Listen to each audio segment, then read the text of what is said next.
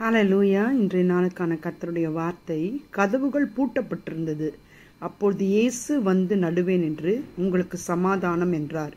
யோவான் 20:26. இந்த இடத்துல சீஷர்கள், அவரோடு இருந்தவர்கள், அவருடைய வல்லமையை பார்த்தவர்கள், அவர் எவ்வளவு வல்லமை உள்ளவர் என்பதை நன்கு அறிந்தவர்கள், யூதர்களுக்கு பயந்து இயேசு கிறிஸ்துவை சிலுவையில் அறைந்த பிறகு இவர்கள் ஒரு வீட்டிற்கு சென்று அந்த கதவை அடைத்துக் கொள்கிறார்கள்.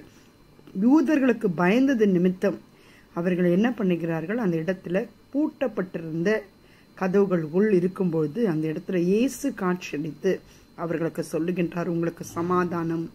ஆம் தேவனுடைய பிள்ளைகளே, நீங்கள் யாருக்கு பயந்து, எதற்கு பயந்து உங்களை அறை வீட்டுக்குள் பூட்டிக் கொண்டிருக்கிறீர்கள்?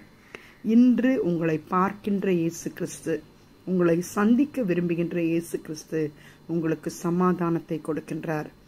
உலகம் கொடுக்கக்கூடாத ஒரு சமாதானத்தை, எல்லா பயத்துக்கும் நீங்களாக்குகின்ற சமாதானத்தை இந்த இயேசு கிறிஸ்து உங்களுக்கு கொடுப்பதினால் நீங்கள் இருக்கின்ற அந்த பயத்தினுடைய சூழ்நிலையில் இறங்கி உங்களுக்கு சமாதானத்தை கொடுக்கின்றார். பயம் நீங்கும் பொழுது அந்த இடத்தில் சமாதானம் உண்டாகின்றது.